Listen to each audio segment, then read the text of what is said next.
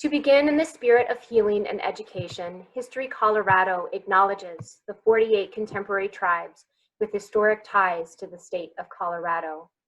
These tribes are our partners. We consult with them when we plan exhibits, collect, preserve, and interpret artifacts, do archaeological work, and create educational programs.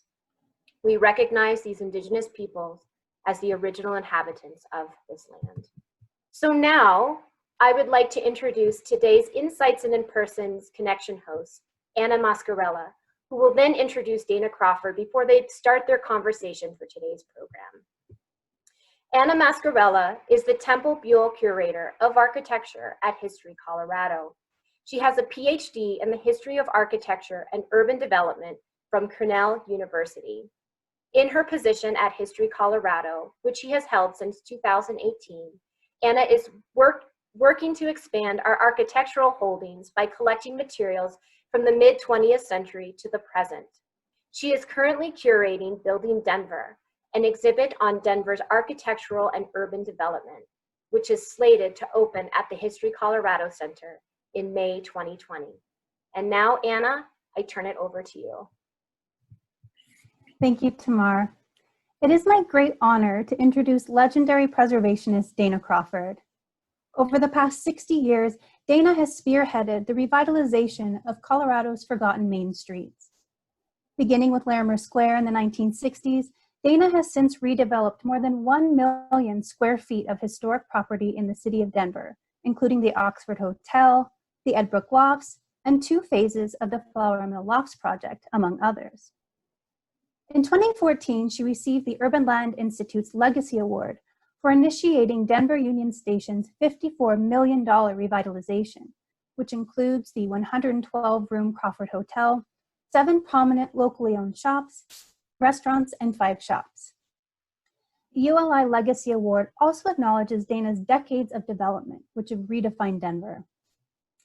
In October 2018, Dana received the Colorado Governor's Citizenship Vanguard Legacy Medal, which honors individuals who have made enduring contributions to the strength and vitality of the state. Dana has recently turned her attention to Trinidad, Pueblo, and Idaho Springs to help these communities preserve their historic character and reinvigorate their economies through transformative redevelopment projects. Thank you, Dana, for joining us today. Now, as Tamar mentioned, InSights and InPerson Connections offers us a way to connect our collection to people and people to our collection. We've invited Dana to participate in this program following her generous donation of several personal items that she had loaned to History Colorado for our exhibit, What's Your Story?, which features Dana and is on view at the History Colorado Center. One of the items donated to our collection was the model of Larimer Square that Dana made in the mid-1960s, which you now see here on the screen. So Dana, I would like to start our conversation by asking if you would tell us about this model, how and why you made it, how you used it, and how it might tell the story of your work to preserve the 1400 block of Larimer Street. Well, thank you so much, and greetings, everybody. It's great to talk about this subject. Time flies, and it's hard for me to believe that I made this model in 1964, and the idea was that I needed to be able to graphically tell the story. So I got some gals who had been doing photography up in Central City to take pictures of the buildings, and it was important that the buildings be straight so that when I put them on the front of little balsa wood models, that they would look appropriate and be an honest representation of the block. Although now long gone, I also put I went to the hobby store and got little gas lights and little automobiles so that it was an even better picture of what was going on Larimer Street, which was known to everybody in Colorado as Skid Row. So I had quite a sales talk to manage because people couldn't believe that someone could take a Skid Row and turn it into a place that people would really want to be a part of. But when we announced the project, it turned out that everybody was thrilled that something was going on with placemaking and preservation on Larimer Street, where everything in this great city really began in the 1400 block. Mhm. So you use this model then as part of your sales pitch for the project? I'm sorry, what would you ask that question again? Of course. So you use this model as part of your sales pitch, essentially, for the project. Well, that is true. I'm being distracted because I have on a Dick Tracy watch, and it's talking back to me a lot, and I think that I have to see if I can figure out a place to bury it. But yes, I mean, it was Larimer Street, Larimer Square was slated to be torn down as a part of urban renewal. And so there was a big fight that had to go on to save the block, because no one thought that, you know, anything on Larimer Street, let alone a bunch of broken down old buildings, should be preserved. And the Urban Renewal Authority had decided that they were to be torn down. And I had decided that they should not be torn down.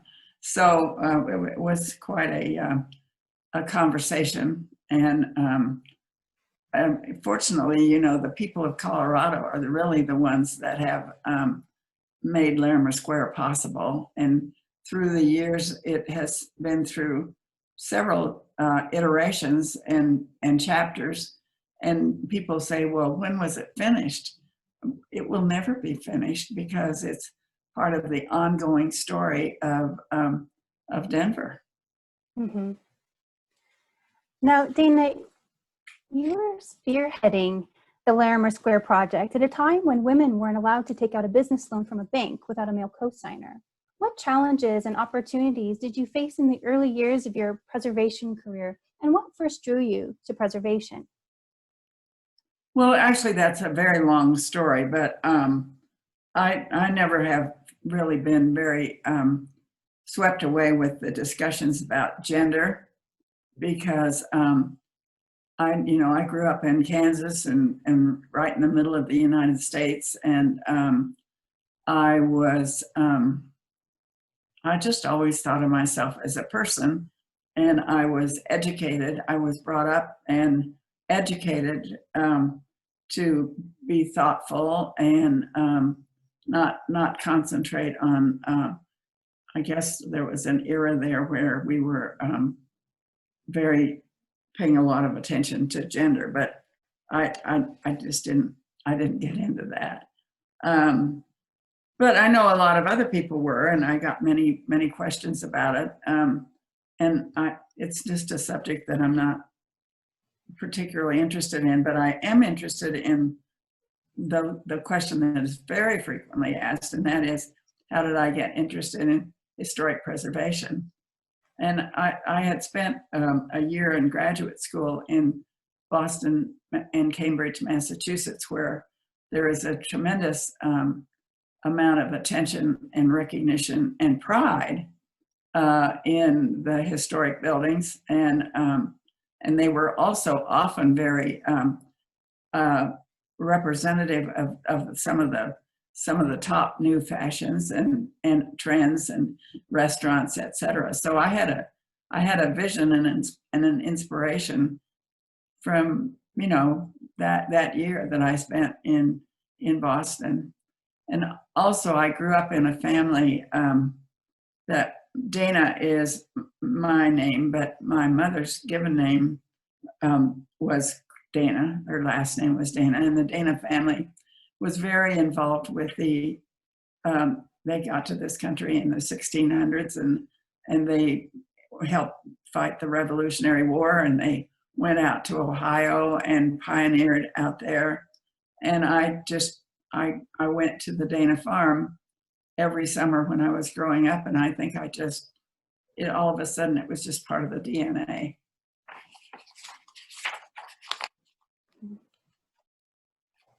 Great.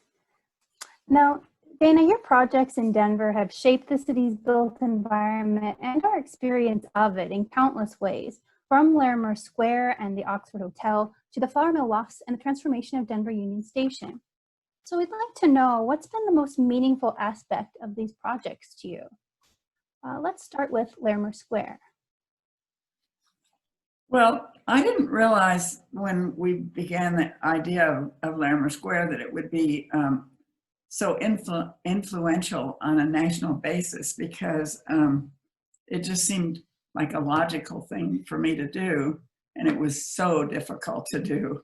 I mean, people just can't believe how very, very difficult it was. But there were people coming in from all over the United States to look at it because it reminded them of their downtowns and of many of the buildings that they had downtown that were vacant, and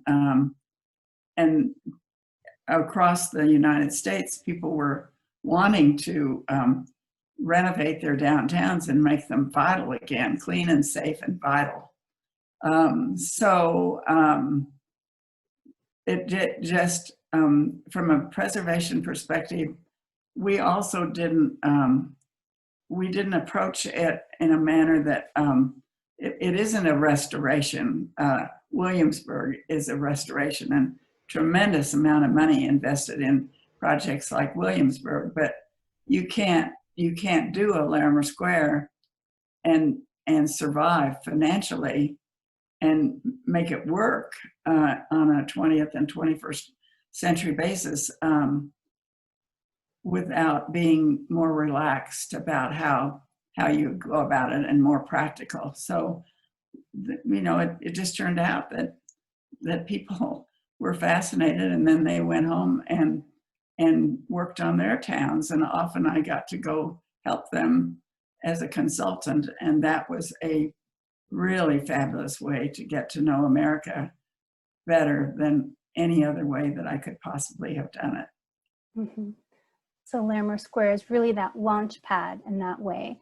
And you've also discussed the importance of community to you in your projects. I feel that this image of a lived Larimer Square really speaks to that. Could you talk about the importance of community in your work, particularly with Larimer Square?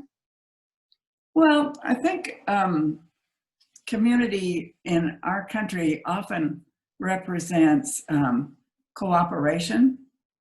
In many of our towns that began to evolve, especially as the West developed, it was a coming together of a lot of different people in order to achieve the downtowns, and they became symbolic of the community and what a community stands for. And oftentimes communities stand for different things that have to do with their economies. But in my work across Colorado, it's essential that you get the very broad support of members, citizens of the community. And that makes all the difference, because these projects need to have a long life.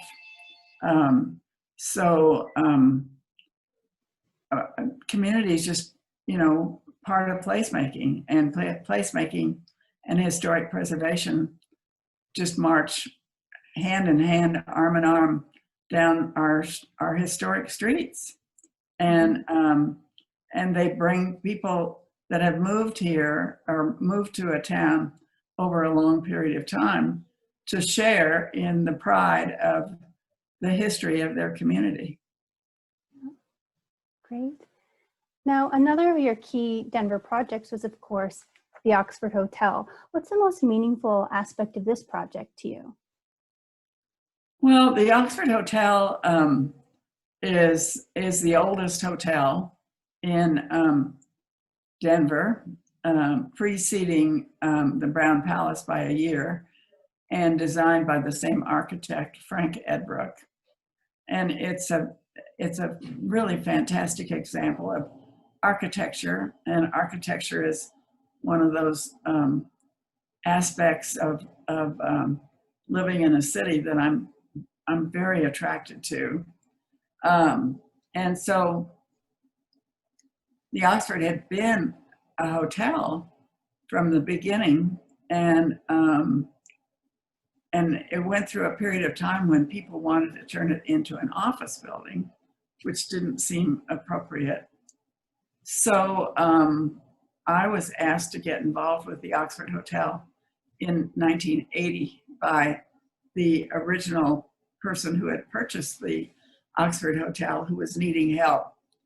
And so I came along and we put a group of investors together and proceeded to do the Oxford Hotel in much the manner that you see it today. And it has been economically successful, not certainly during the recent year, but no hotels have been able to be successful. But, you know, we just spent a lot of time and managed to get a lot of investments and a lot of loans put together, and people embraced it. So, you know, I think the fact that people are impressed and actively support these projects, that's what makes them possible. They have to be practical and authentic and meaningful in the 20th and 21st century, you know, of our times. Mm-hmm. Mm-hmm. So let's turn to the Flour Mill Lofts, especially in contrast to the Oxford Hotel. What is significant to you about this project? Well, as I said before, I'm originally from Kansas, and so flour mills and buildings that are related to the wheat industry are landmarks in Kansas. So when I first moved to Denver in the middle 50s, I saw the flour mill, and I fell in love with the building. And it was sort of the beginning of my fascination with industrial buildings, because they have huge importance in reminding people of and telling the stories of our past. So at one point, the historic building, which you see here, is the building on the right with the garage connected to it, became available, and I was able, very fortunately, to be able to get an option on the building. And then I had many, many hurdles that I had to jump over in order to get it financed and get people. The idea was that people would live there and they would have sensational views of the city. And then that we would build a new building, which is the one that you see here on the left-hand side as you look at it. It all had to be satisfactory to the Department of the Interior for us to get our tax credits. And so it was like all of them, it was a very complicated project, and it has been quite successful, because amazingly enough, the people that you know became early on buyers of the lofts in this building, the value has increased just, you know, periodically, year by year by year. And so not only has it been an extremely pleasant place to live, but it's also been a good investment. Great.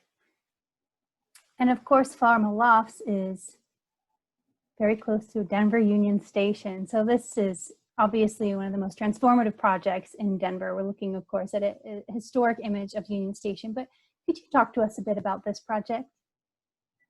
Well, when I became involved with the Oxford Hotel, the Union Station was just down the block, and looked at the architecture, which I admired, and began to learn that that the Union Station, of course, was a huge, huge part of the successful history of the lower downtown district and of Colorado, really.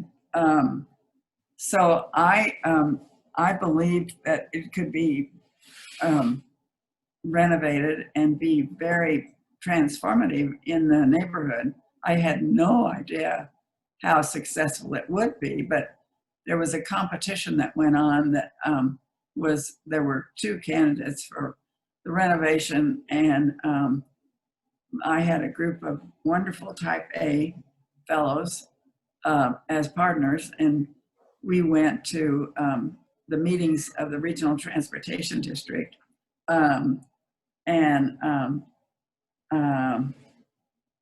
Hey, Jenna, I've got this kitten here. And she kind of attacked. Anyway, back to the station.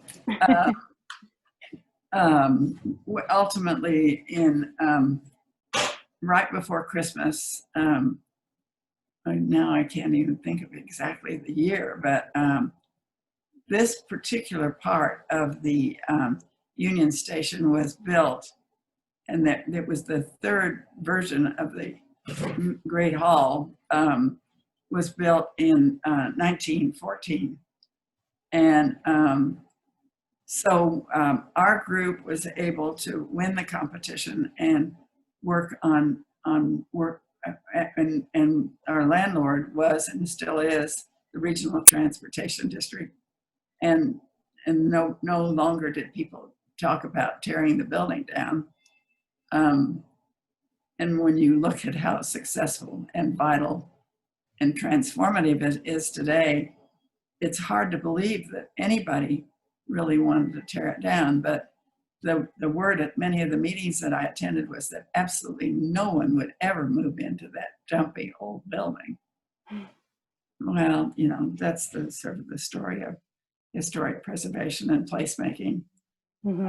And it really, its use as a hotel also was controversial with the preservation community, because they thought that it should be used in the manner that it had originally used, which was offices upstairs.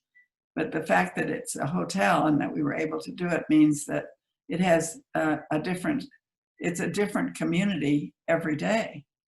And that because it's also involved with the transportation system for the metropolitan Denver area, it's just, it's become, you know, I said it was the living room for the city, but it has really become kind of the living room for the city. So you know, I think that all of us have been involved and continue to be involved with it are enormously proud of it, and can hardly wait until we get out of 2020 and get into more activity in our neighborhood. Yes, we are all certainly waiting for that. And we just have another beautiful image of the light fixtures in the building. So Dana, you have an ever-growing list of preservation projects from across the state, from Idaho Springs to Trinidad and more. I'm curious to know what first sparked your interest to look beyond Denver. Well, I think probably because, you know, I've been very involved with History Colorado, probably 25 years on its board, and involved with starting the history organization in Denver and in the state. So I traveled around, and I was invited to come up to Idaho Springs to look at the Argo Mill and Mine by some of the people from Idaho Springs that were interested in trying to see if I thought it could, you know, be successful. So up I went, and well, you know, there really wasn't much of a question about it in my mind. It was the epitome of an historic preservation project, and I could definitely see how it could be successful. And actually, it was running a lot of tourists through the mill just as it was. So we went ahead and, as a group, purchased 27 acres there, and we've been working on it diligently. And then next I went to, there it is, the Argo. And it's, well, I mean, you can just observe how outstanding it is. And then the next project was Trinidad, Colorado, which is really just an amazing example of a collection of great architecture and many, many chapters in its history that are still intact. And this is one of them. It's the East School in Trinidad, Colorado, that was designed by the Rapp brothers, who moved from Illinois to two of the Rapp brothers, and then they built really, I've heard 88 buildings, but I think it's more than that. And then they had two brothers also that had grown up in a family that went to the East Coast, and they were involved with the movie theaters, many of the most glamorous movie theaters on the East Coast. So the Rapp brothers, if you want to read a book that's interesting, why there are several written about the brothers, and they designed this this school in, I think, 1919. Mm-hmm. But in 1908, they had designed a theater in downtown Trinidad. We're now calling it the Fox West Theater, but it was built in 1908, and it was one of the earliest theaters in America, and it really did. And here it is now. Not now exactly, because generally buildings that have survived have been botched up, and that would be true with the Fox West Theater and its facade. And we're in the business of debotching it. So it's just a great gathering place. It's symbolic of a really important set of memories for the community, because not only it started out and hardly anybody's still around that can remember 1908 and the vaudeville days, but it was a movie theater for many, many years, finally closing in 2013. But it's still a thrilling place to visit, and it has just the most amazing acoustics that one could possibly imagine. So its future is bright, and the city owns it now, and Urban Neighborhoods, my company, is engaged in managing the reclamation of it, and probably a lot of your audience on today might be interested in coming to look at the theater, and we would love to have everybody come and participate with the time it's going to take to bring this place back. But in the meantime, we've been able to do some programs, and a lot of the people that live in and around Trinidad have many memories to share about the times they went to the movies there, and how sometimes scary it was and how exciting it was. And it's part of the emotional fabric of the community. What's scary about it to them? You mentioned scary. Well, I talked to somebody that had gone there one night to a movie. It was a cold, snowy night, and it was after the Phantom of the Opera had come out on Broadway. But this gal went to the theater with her daughter, and there was one other mother and a daughter, and there were only 4 of them in the theater, which seats over 1,000 people. And I think they saw a scary film, and they kind of were able, they had flashlights, and they were climbing around the building, and they described it to me as being quite scary. and they were thinking about Phantom of the Opera when they were in there. So everybody has stories. I mean, I've heard stories about how the cops used to sneak in there when they were on there supposedly working, and they'd sneak in there and watch movies. So, you know, it's just a good part of the memories of Trinidad, Colorado, and they have many, many memories. Mm-hmm. Now, Dana, I'd like to jump back to the East Street School. Could you tell us about your plans and your vision for it? Well, one of the things that Trinidad is known for is it's very compelling to the artists. And some of the artists that started Drop City close to Trinidad many years ago, but at any rate, they're interested in coming back to Trinidad. And downtown, there is a space to create area in the historic district.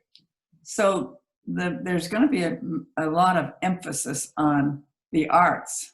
And this building is so intact and so ready to be renovated, and not extremely complicated to be renovated, that we decided that it would be a great place for artists to live and work and learn and teach, and just be one of those anchors of Trinidad. So that's where it's headed. And this is the way it will look when it's finished. And it will have a culinary arts school. And I didn't mention that in Trinidad, the brick streets, the original brick streets that are embossed with the Trinidad logo are all over the place. So it's a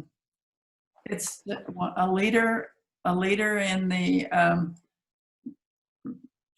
preservation movement in that part of the world. Fantastic, and what a place to build community in this space.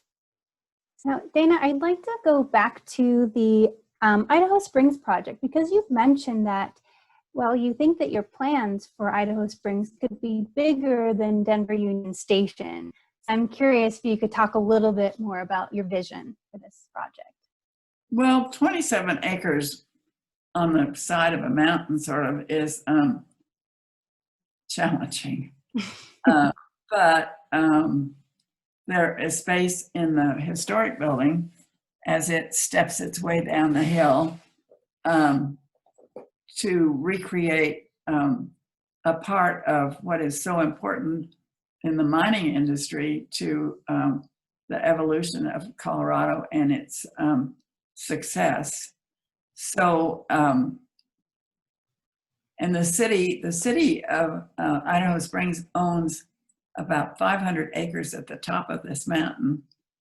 So one of the first things that we decided would be quite successful is called a view gondola.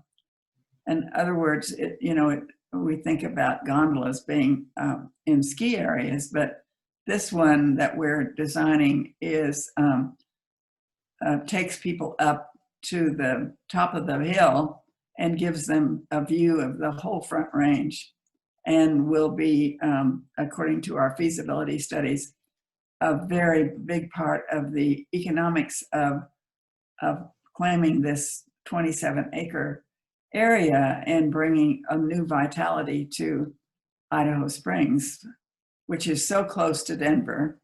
And so we're also planning to have a small shopping area. We're right on a Clear Creek, and there's a lot of boating, rafting down the river. We'll have glamping. We'll have a little hotel. We will have, at the top of the mountain, people will be able to stay up there for a while and just look at the view and sip wine and have some really, really good food. Everything that we're planning to do here will be involving excellence and contemporary architecture of great merit that ties in with the historic architecture, but is not a copy of the original architecture up there. There'll be some housing on the east end that will be more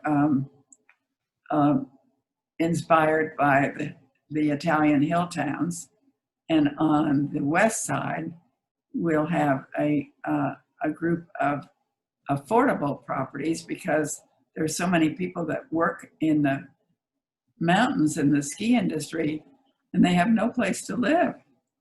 So it seems pretty apparent that that will be important.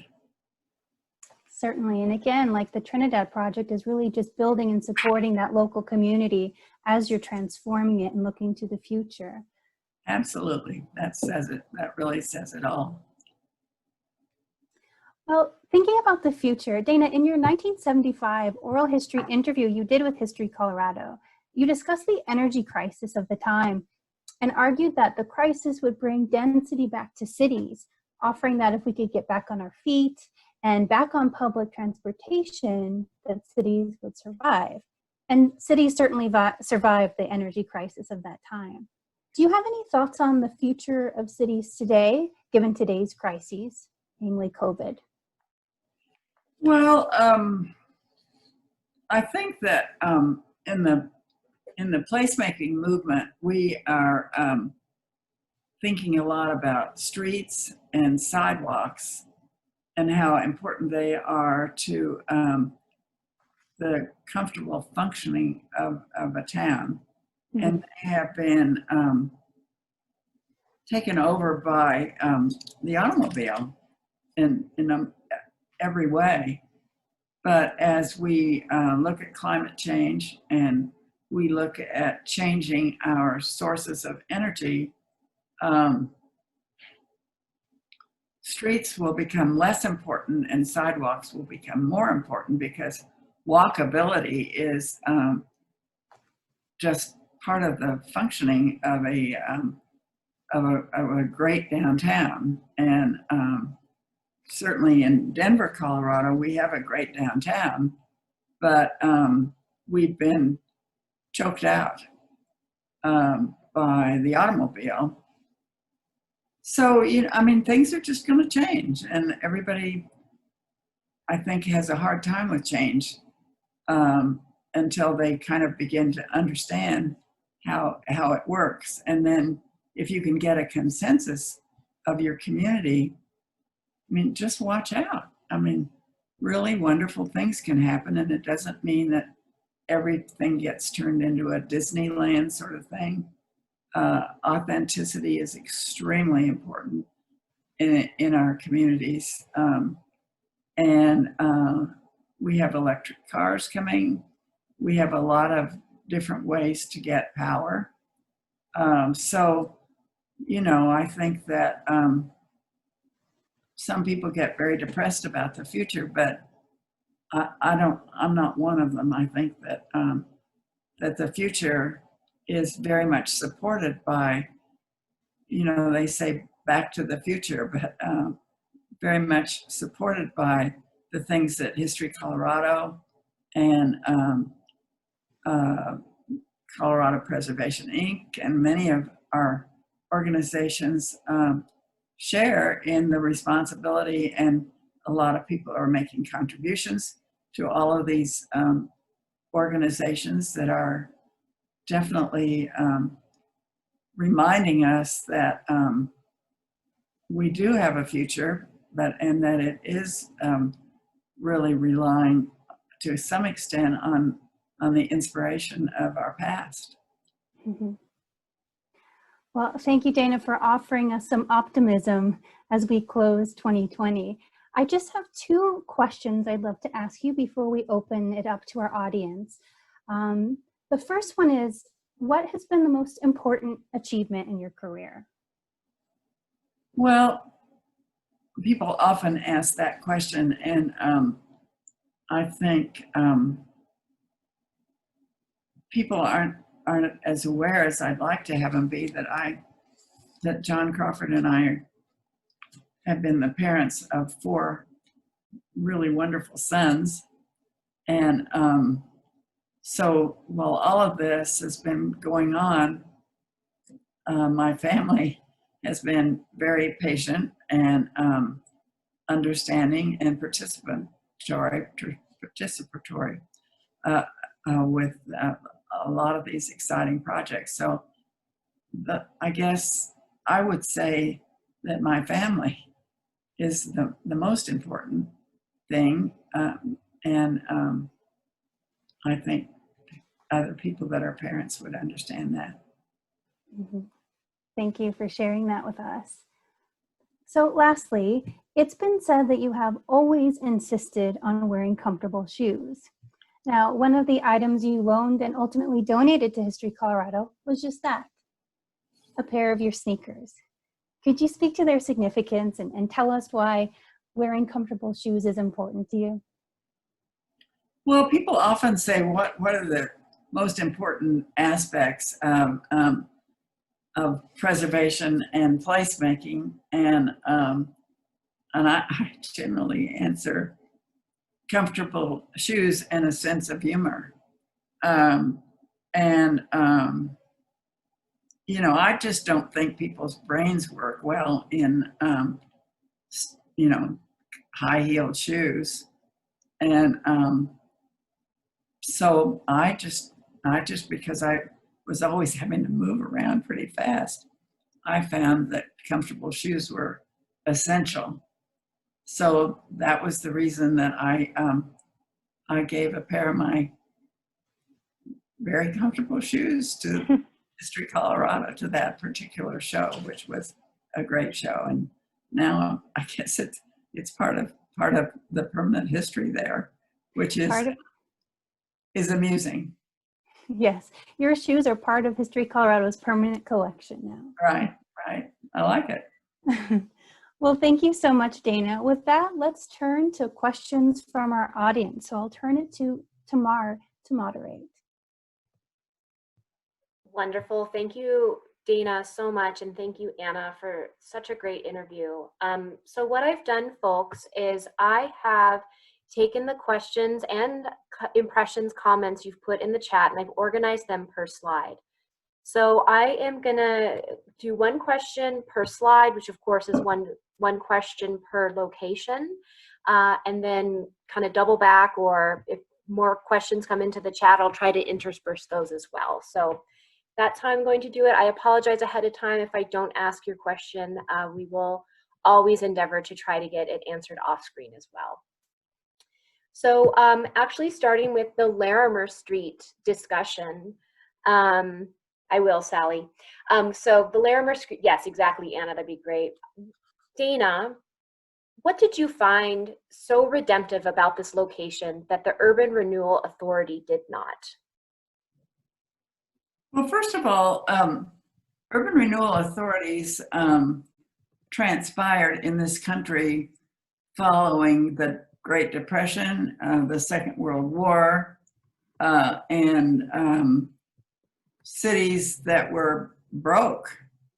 And they came up with these ideas of demolition and building great big block size concrete buildings. And I,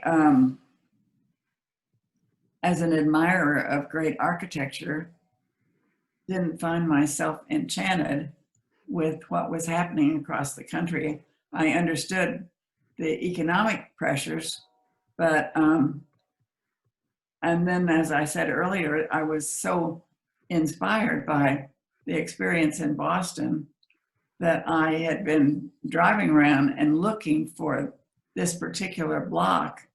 And when I found it, and then I began to do research, and I found out that it was the #1 first block in Denver, starting with little shack-like places, and then next round of buildings were little brick buildings, and then they in the latter part of the century, they started building, 5 and 6 story buildings. So I just knew that we could turn this into a destination.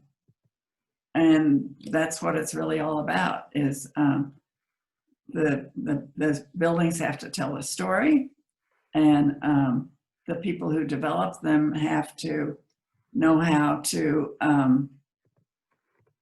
participate with that story. And you know, I love this shot at night with the lights, which that has all happened since my original group sold Larimer Square. But it's just a lovely place to be at night. And lately they've closed the streets, and it's been safe to dine out on the streets. And it had to be saved again because there was conversation about doing some demolition in Larimer Square and putting in a 40-story building on one side and a 20-story building on another side. And people just rose up and said, no, you're not going to do that. And it really, you know, it's an example of how a block like this belongs to all the people, and they have to participate with it. Wonderful. Our next question concerns Union Station. Have you ever considered rebuilding the Mitzpah Arch at Union Station? Yes, we went through quite a period, and I had some fundraising parties that we put together down there to raise money for the Mitzpah Arch, which was originally, I think, put in 1906. And interestingly enough, was designed by a student at East High School. And it had hundreds and hundreds of little lights on it. And during the Depression years, Denver couldn't afford to change the lights. And also there was a lot of automobile traffic in and out. And so they decided that the Mitzpah Arch should be torn down. And people remembered it, and they remembered there were a lot of pictures taken when people arrived at Denver Union Station, and they were moving to the west, and they would go out by the Mitzpah Arch and have photographs taken. But what happened was, as we started to raise the money, a lot of the people, the new people who had come in and were living in lofts down around the station, said that they just really didn't want that to come back, that they liked the Union Station as it was, and that the big courtyard was part of their lives. And so since it was going to be so expensive to do the Mitzpah Arch, I abandoned the effort, because I mean, the Union Station project in itself was a $54 million effort. You know, sometimes you have to decide what's more important than other ideas. So with Trinidad, we had a lot of people chime in, just comments. One from Neil Paul was, from the Friends of Temple Aaron of Trinidad, Colorado, we give our heart and soul filled thank you for all your amazing contributions in preserving history. So I just wanted to be able to share that with you. Well, I mean, Temple Aaron is a really fabulous, fabulous building that a lot of people pioneered there. It's the oldest synagogue, I think, one of the oldest synagogues west of the Mississippi.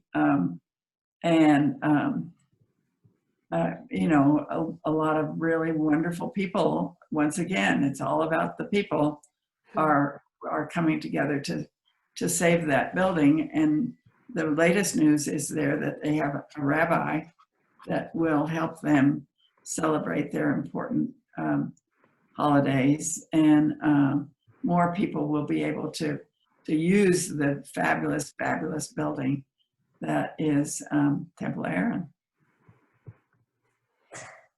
So we have a couple of great general questions, and I'm going to try to frame these in ways that make sense and just finish up this program nicely.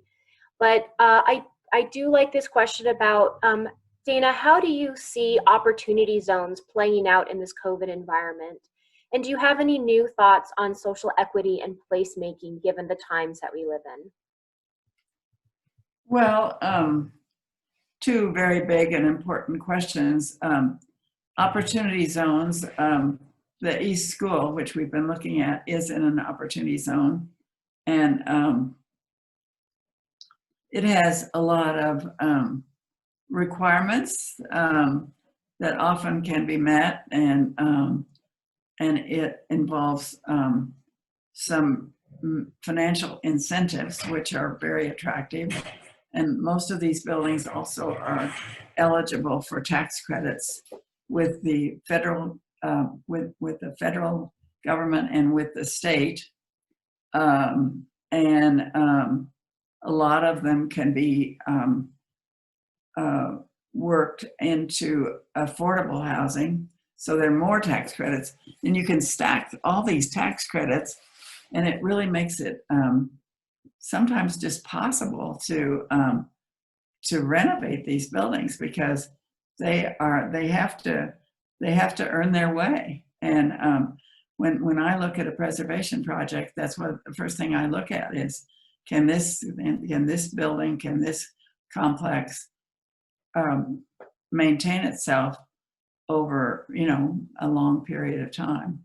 So opportunity zones help. Yeah, it's a good thing to have. So I'm going to ask two more questions. One, given this time period where we are seeing the potential loss of certain buildings and initiatives, we had a question come in for if you could reflect on some projects or sites that were lost that you wish you could have saved and could have had an impact. So what were the ones that got away? Well, in early years, when we started Historic Denver, the Moffett House was lost. I'm trying to think of the name of the bank building. Was it the Central Bank, which was a very handsome building, and I remember a group of us went down there when they were rolling up the demolition machine, and threatening to lie in the street. But I think that's a little bit of an exaggerated story. But many really fabulous buildings in lower downtown were lost before we developed some preservation techniques to hold on to them. And one of the things that's kind of interesting and challenging about the preservation field is that we're getting a lot of buildings that are eligible for the National Register of Historic Places have to have been around for 50 years. Well, a lot of buildings that were being built 50 years ago, it's sometimes rather hard to get emotionally involved with them. So I don't know where that is all going to go, but it's our streets and our sidewalks and our little waterways and all of these things that we've been working on very diligently in recent years are really making our life, our quality of life, much greater than it was before these movements started. So we've asked about the present, we went to the past. We have a kind of future casting question that builds on what you just said. What would be your preservation vision for the next 50 to 100 years? How would it work, and who would it benefit, and what would we save? So what is your vision for the next 50 to 100 years? Well, I think that one thing that is happening, and the kitty has shown up again. Would you like to see my kitty? Hey, Jenna, the kitty's back. I guess one answer to the question would be, when you're on television, you shouldn't have too many kitties around in the next 50 to 100 years. Our academic institutions are now beginning to include placemaking and preservation in their courses, so that it is not, it won't be such a strange animal, and it won't be so detested by the bankers. And I guess that really, when you think about it, all of the people, all of our citizens are beginning to appreciate what preservation does for a community. So I think it's going to be easier. Maybe it's always very difficult to do. One of the things that I really had meant to talk about was how important in a place like Larimer Square or in a downtown area, how important the tenants are, and how you don't want just a row of chain stores, because those people have been relegated to shopping centers in the suburbs. But pretty soon, some of those shopping centers are going to be eligible for preservation. And so, you know, I think the future is very involved with our values as a country. And hopefully these values are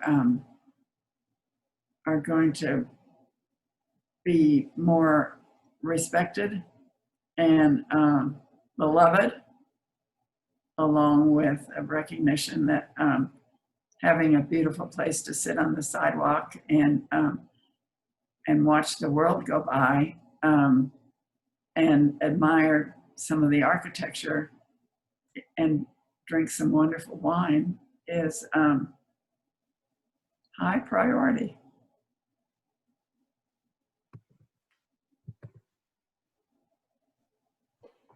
Thank you so much, Dana. Thank you so much, Anna. And wow, what an incredible program and an opportunity to learn so much about Colorado's iconic cities through your words. We are just super blessed right now. I just want to say to everyone that this program will be recorded and it will go on the History Colorado YouTube channel.